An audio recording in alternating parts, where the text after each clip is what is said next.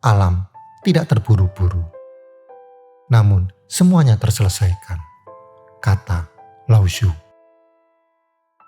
Kutipan bijak dari Lao Tzu ini seakan menjadi pintu masuk yang sempurna untuk memahami fenomena menarik yang sering kita temui dalam hidup ini, yaitu ketika usaha yang berlebihan justru menghalangi kita dari mencapai apa yang kita inginkan. Pernahkah kamu mencoba mendekati seekor kucing? Tetapi semakin kamu mendekat, ia justru menjauh. Mungkin kamu merasa bingung, bahkan bertanya-tanya, mengapa makhluk kecil yang terlihat lembut ini enggan didekati? Meski niatmu baik. Saat kamu mencobanya lagi, kucing itu malah berlari lebih jauh, memandangmu dari kejauhan seakan mengamati dengan hati-hati. Tapi anehnya, beberapa saat kemudian, ketika kamu sudah berhenti mencoba, saat kamu sibuk dengan hal lain, tiba-tiba kucing itu datang mendekat tanpa peringatan, melompat ke pangkuanmu, seolah-olah ia yang memutuskan kapan waktu yang tepat untuk mendekat. Apakah kamu pernah mengalami hal semacam ini?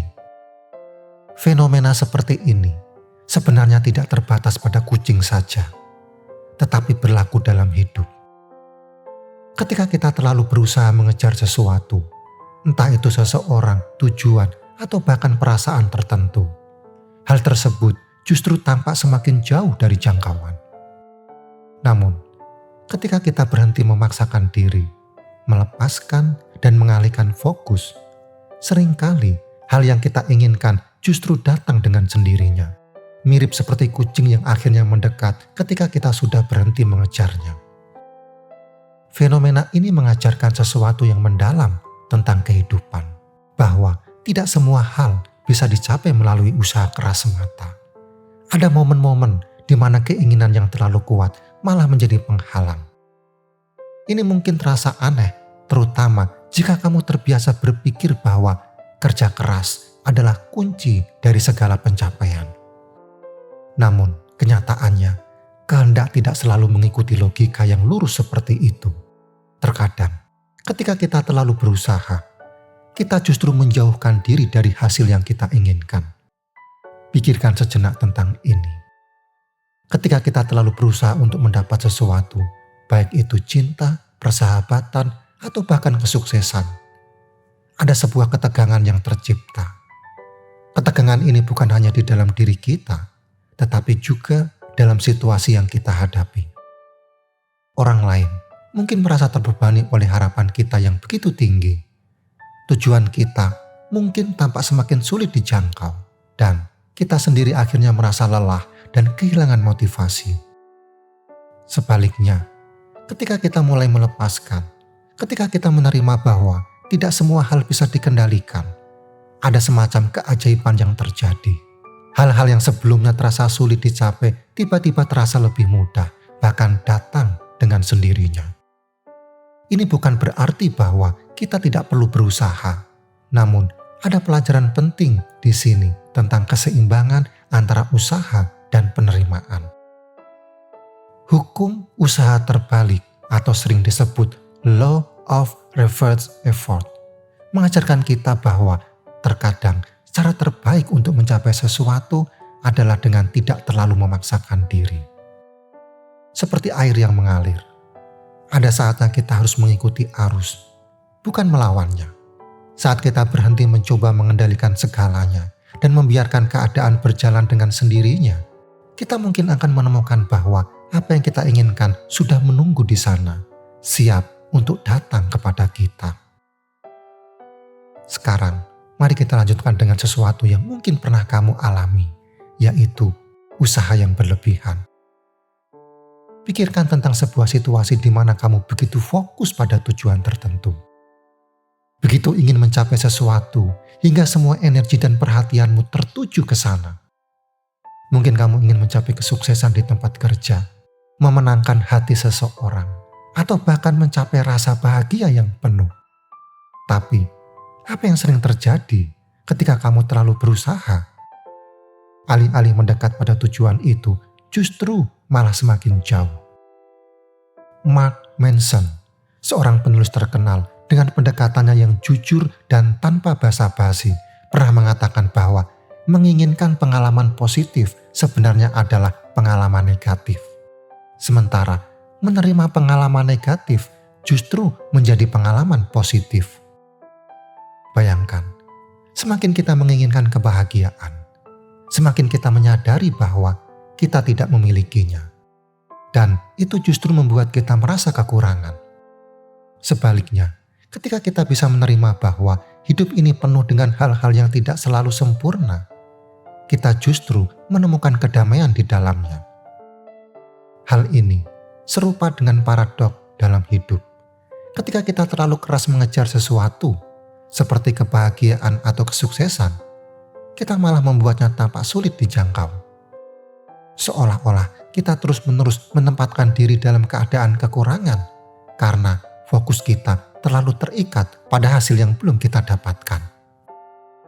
Rasa frustasi mulai muncul, kegelisahan merayap, dan semakin kita memaksakan diri, semakin jauh tujuan itu terasa. Pernahkah kamu merasakannya?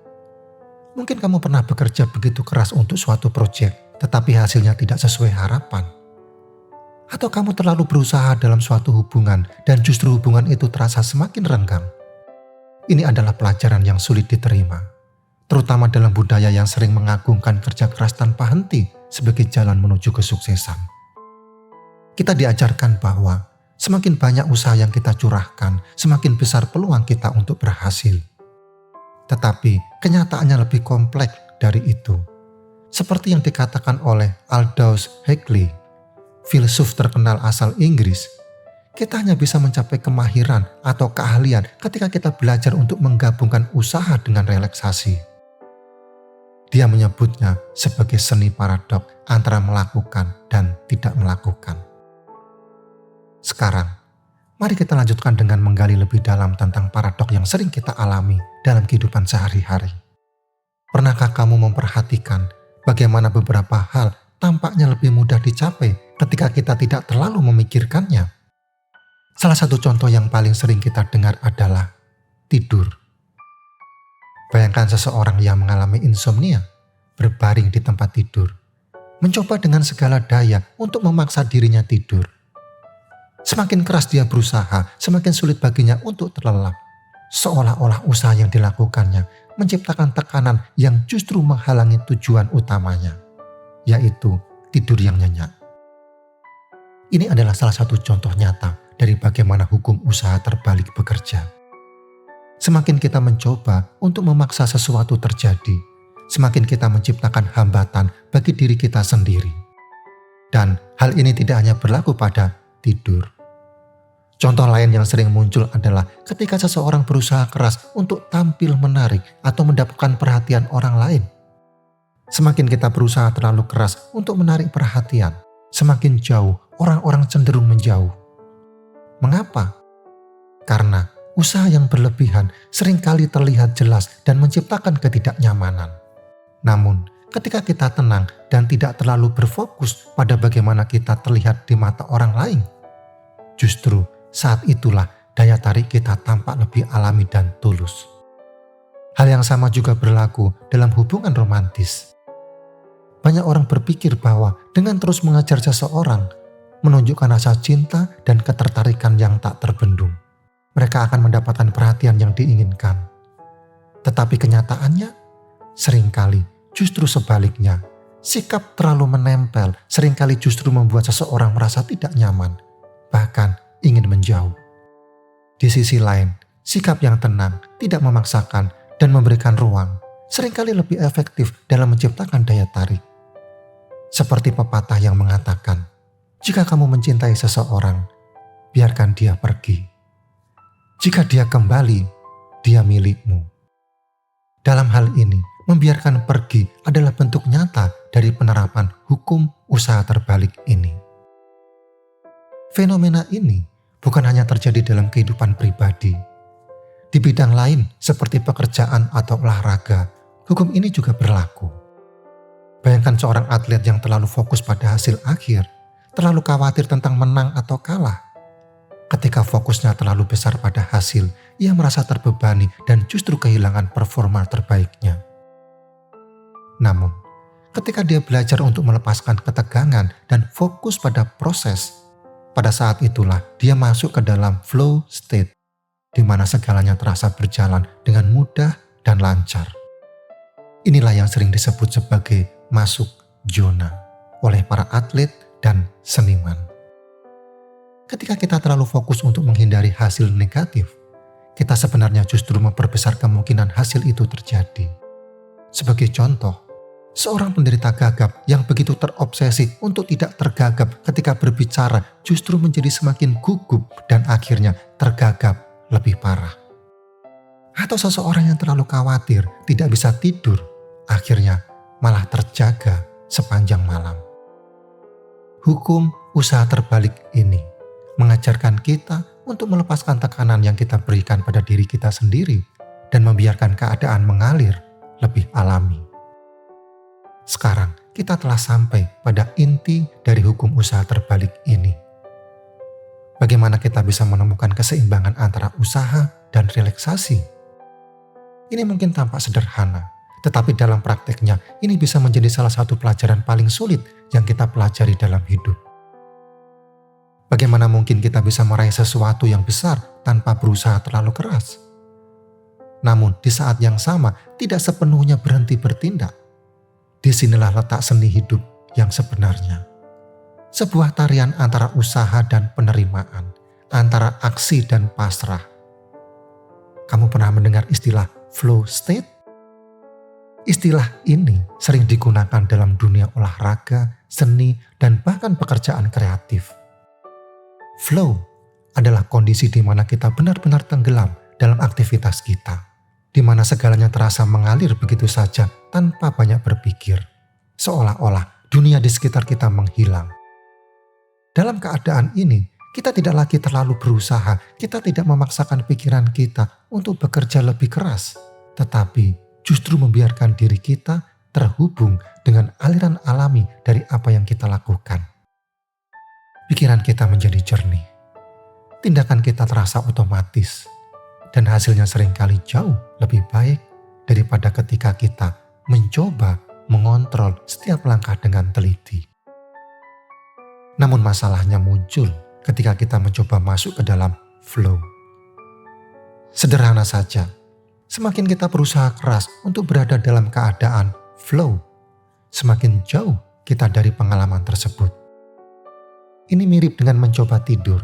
Semakin kita memaksa diri untuk tidur, semakin kita tetap terjaga. Hukum usaha terbalik berlaku di sini.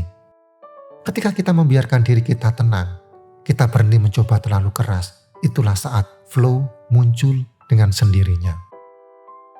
Aldous Huxley, seorang filsuf besar yang juga menciptakan istilah ini, menyarankan bahwa kita harus belajar untuk melepaskan diri dari kendali yang berlebihan.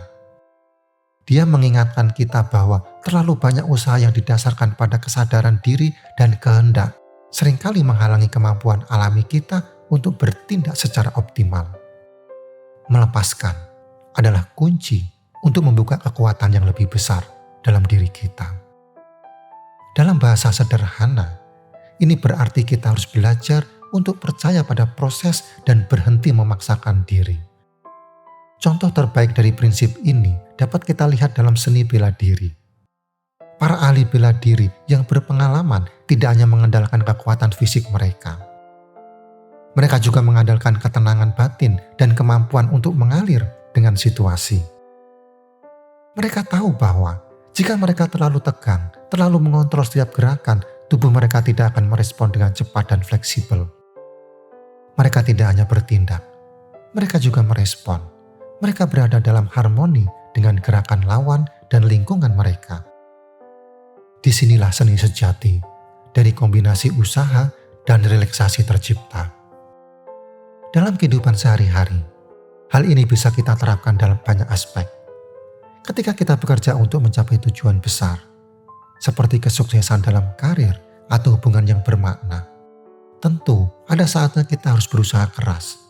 Kita harus bangun lebih awal, mengerahkan pikiran dan tenaga, dan benar-benar fokus pada apa yang ingin kita capai.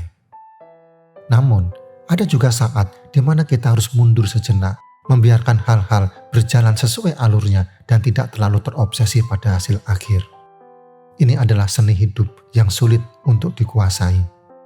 Karena naluri kita seringkali mendorong kita untuk terus berusaha lebih keras saat sesuatu tidak berjalan seperti yang kita harapkan. Tetapi, dengan melepaskan sedikit kendali dan mempercayai proses, kita seringkali akan menemukan bahwa hal-hal mulai bergerak dengan cara yang lebih alami dan lancar. Kehidupan pada dasarnya adalah sebuah keseimbangan. Di satu sisi, kita diajarkan untuk berusaha, bekerja keras, dan mencapai tujuan kita.